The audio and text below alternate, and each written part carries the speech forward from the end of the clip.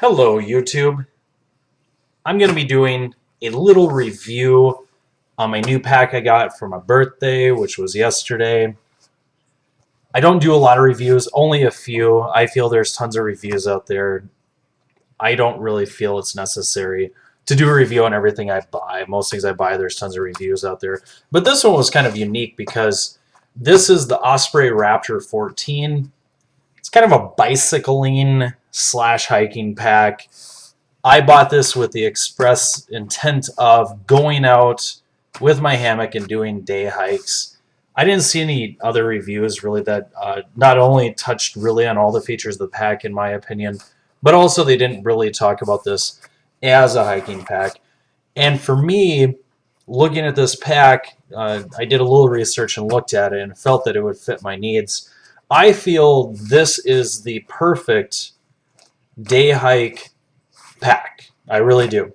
So I'll kind of go over this pack, show you all the features on it that kind of really pertain to me and why I bought it and what I like about it, a couple things I don't like about it. So I bought this because I like to go out and do like 10-mile day hikes. I do love to go out and do longer trips with my hammocks.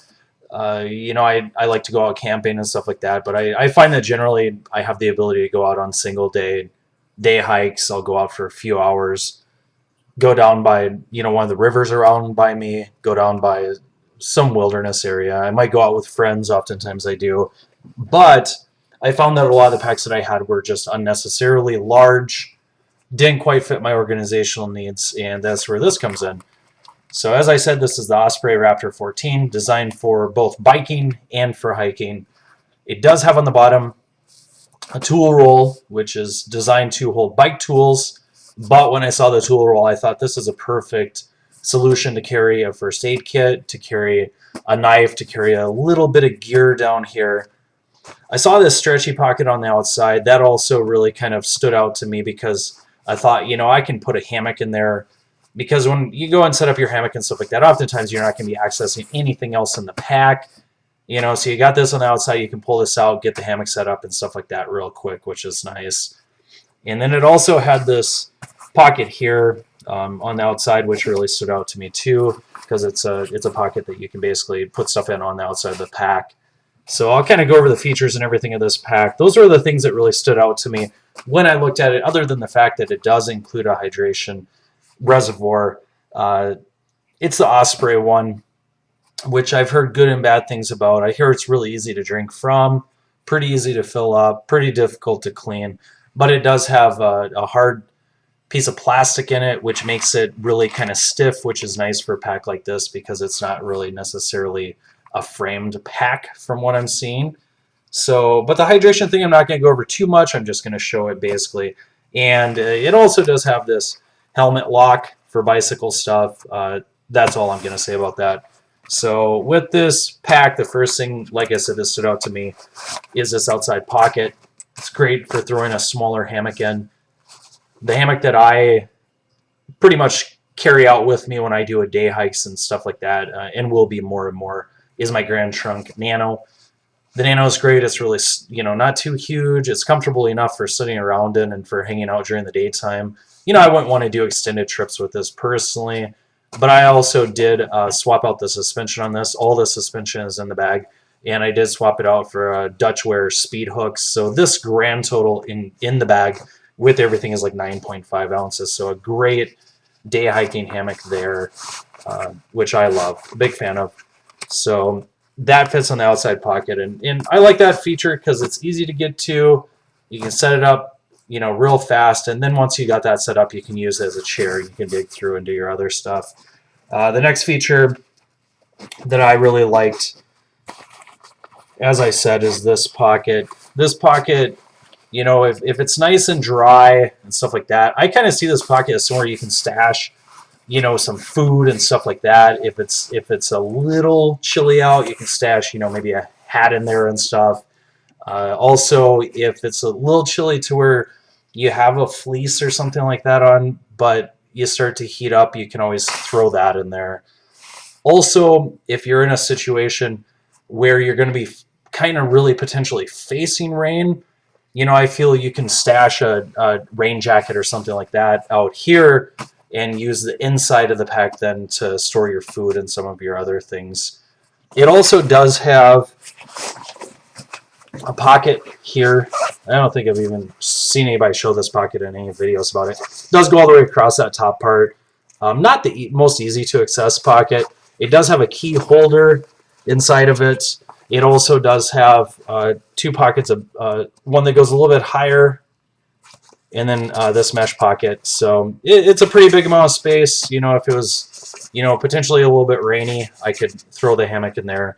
But also, I would say this pack rides low enough to where, with a pretty large, like a large size raincoat, I usually wear medium, but with a large size raincoat, I could probably just put the coat over it and cover the whole pack. So, which is kind of nice to keep everything dry. And then what you have also then, next thing would be, you do have a small pocket right here.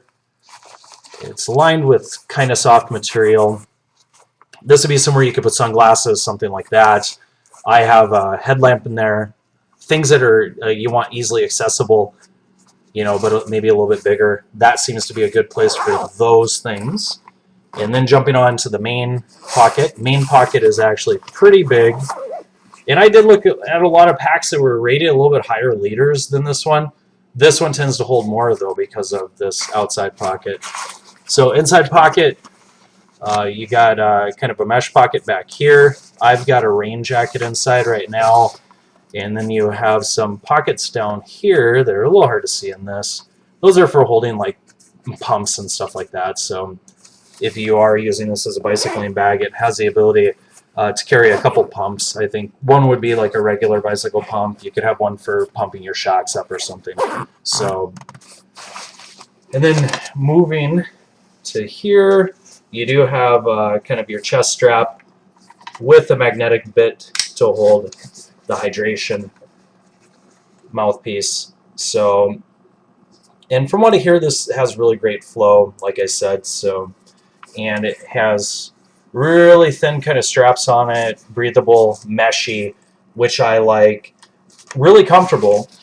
And it does have a waist belt. Don't mind the crinkling. I've got like an energy bar in there. So pockets are pretty big. As you can see, this is like a builder's bar. Fits in there really well. I think you could fit maybe 2 or 3 in a single pocket.